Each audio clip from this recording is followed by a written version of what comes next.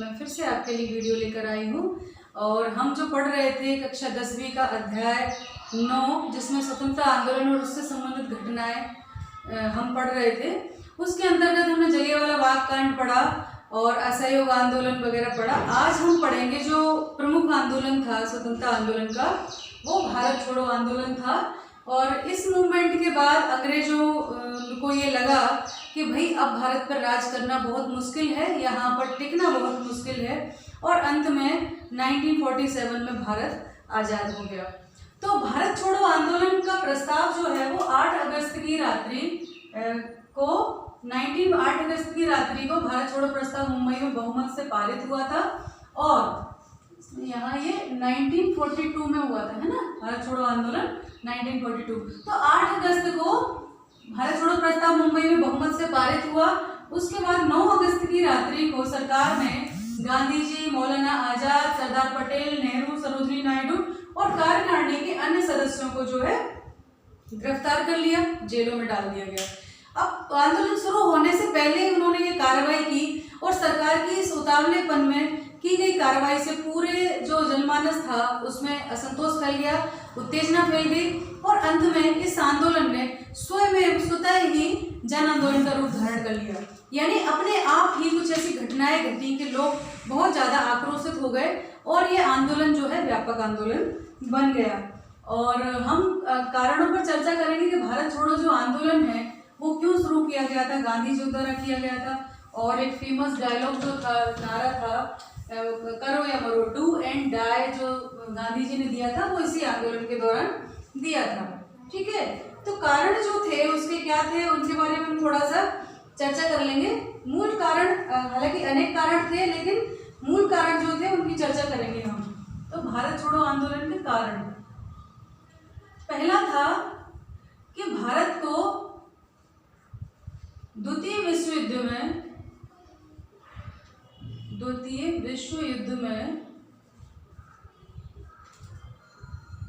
जबरन झोंक दिया गया था।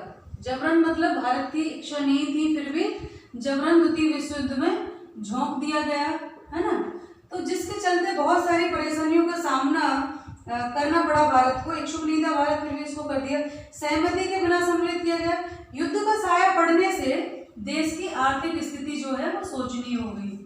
ठीक है, युद्ध का जब साया पड़ा तो देश की आर्थिक स्थिति खराब हो गई, आर्थिक स्थिति खराब हुई। ठीक है, और जिससे बहुत दूरगामी परिणाम पड़े, लोगों को जीवन यापन के जो साधन थे वो कम पड़ने लगे और बहुत ही सारी परेशानियों का सामना करना पड़ा। खाद्य स्थिति बिगड़ी, खाद्य स्थिति बिगड़ी, यानी खाद्यान्न को संकट उत्पन्न हो गया था भारत में, है ना। खाद्य स्थिति बिगड़ी और निर्वाह और व्यय 3 गुना बढ़ गया था। निर्वाह व्यय 3 गुना तक बढ़ गया था। ठीक है, बढ़ गया था। और इसके चलते जो है सूदखोरी भी, मुनाफाखोरी और शोषण जारी था। मुनाफाखोरी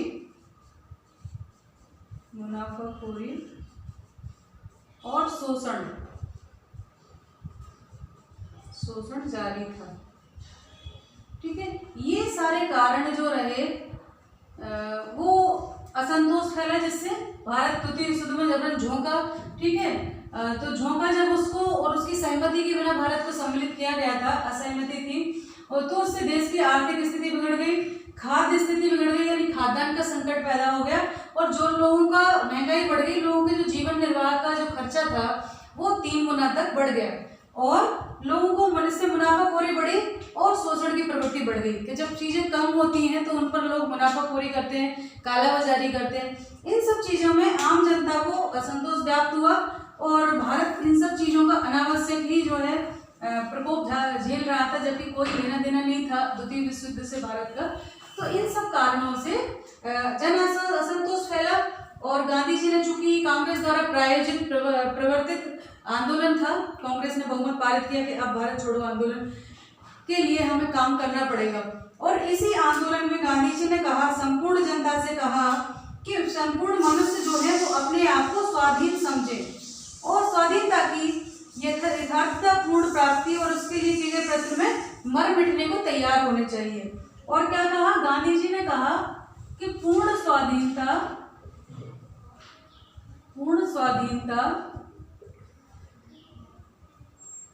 से कम, पूर्ण स्वाधीनता से कम किसी भी बात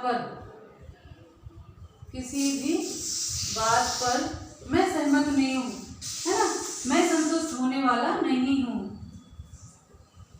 किसी भी बात से मैं संतुष्ट होने वाला नहीं हूं, ठीक है। तो गांधी जी ने इतनी बड़ी बात कही कि जो पूर्ण स्वाधीनता है उससे कम पर मैं नहीं मानूंगा, और यही उन्होंने कहा था इसके लिए हमें कुछ भी करना पड़ेगा। तो करो या मरो का नारा दिया, डू एंड डाई, करो या मरो। जनता से आह्वान किया कि या तो आप करो या अथवा मरने के लिए तैयार रहो। तो इस प्रकार का क्रांतिकारी नारा गांधी जी ने दिया था, और इसी के चलते ये जो है सब जगह फैला। तो जो लोग थे, आंदोलनकारी थे, उन्होंने परिवहन के साधनों को नष्ट भ्रष्ट किया। परिवहन यानी ट्रांसपोर्टेशन, है ना, परिवहन के साधनों को नष्ट भ्रष्ट किया, ठीक है। थाने जला दिए, है ना, पटरियां उखाड़ दी, रेल की पटरियां उखाड़ दी गई, है ना, उखाड़ दी गई। तो इस प्रकार चूंकि इनको जैसे ही अरेस्ट किया वैसे ही ये स्वतः संचालित आंदोलन बन गया था, और इस प्रकार से उन्होंने जो है क्रांतिकारी थे वो बहुत उग्र हो गए और उन्होंने हिंसक रूप धारण कर लिया। इस हिंसा के लिए सीधा कांग्रेस को और गांधी जी को ब्रिटिश सरकार ने उत्तरदायी ठहराया था। तो गांधी जी ने भी कहा था कि सरकार की जो प्रतिक्रिया है, जो कार्रवाई है, वो इसका कारण है कि जनता हिंसक हो गई है। तो इस प्रकार इस हिंसा का पहली बार गांधी जी के विचार ऐसे थे कि उन्होंने जो है हिंसा का विरोध न करके कहा था कि हिंसा जो है वो सरकार की कार्रवाई के प्रत्युत्तर में हुई है। आंदोलन संपूर्ण भारत में फैल गया था और स्वयंसेवक जो है संघर्ष सुबह आरंभ हुआ। लोग हड़ताल, प्रदर्शन, सभा सब कुछ करने लगे और बम्बई, अहमदाबाद, पूना, दिल्ली, कानपुर में ही फैला ज्यादातर। मुंबई, पूना, है ना, अहमदाबाद,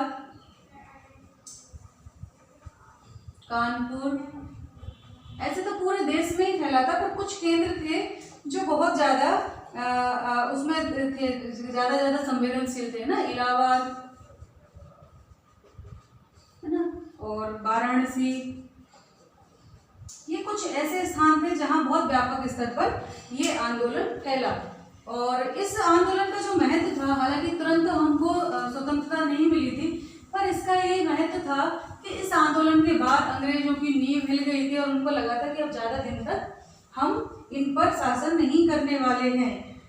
तो अगर अपन मध्य प्रदेश की बात करें, मध्य प्रदेश में कहाँ कहाँ फैला, तो मध्य प्रदेश के जबलपुर, हालांकि पूरे मध्य प्रदेश में, पूरे भारत में इसका व्यापक स्तर पर प्रभाव देखने को मिला। पर कुछ प्रमुख जो थे जगह उनकी हम बात करेंगे। तो मध्य प्रदेश में जो है आपका जबलपुर था, और सागर, मंडला, बैतूल, है ना, जबलपुर, सागर, मंडला,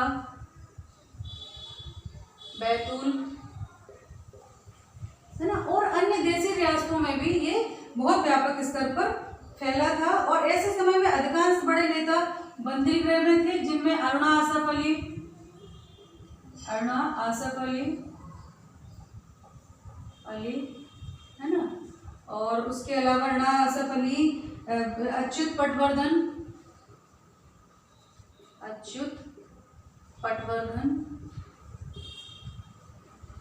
और उनके अलावा और भी थे मेहर अली, जयप्रकाश नारायण।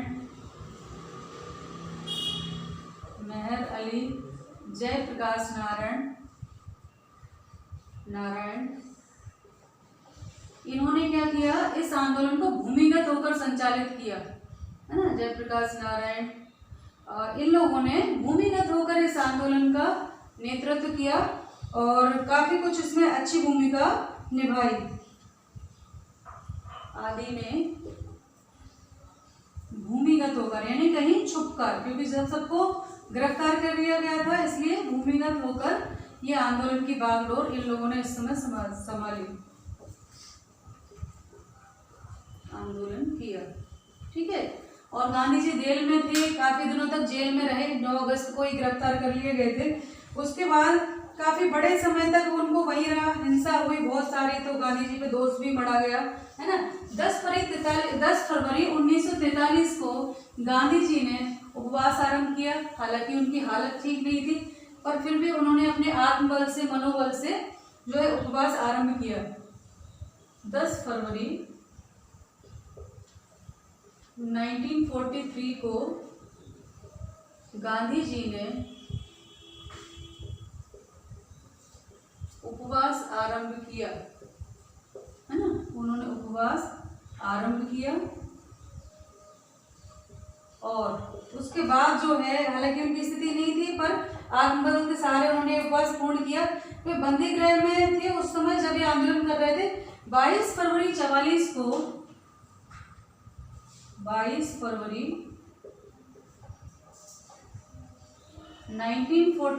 को गांधी जी की पत्नी जो थी कस्तूरबा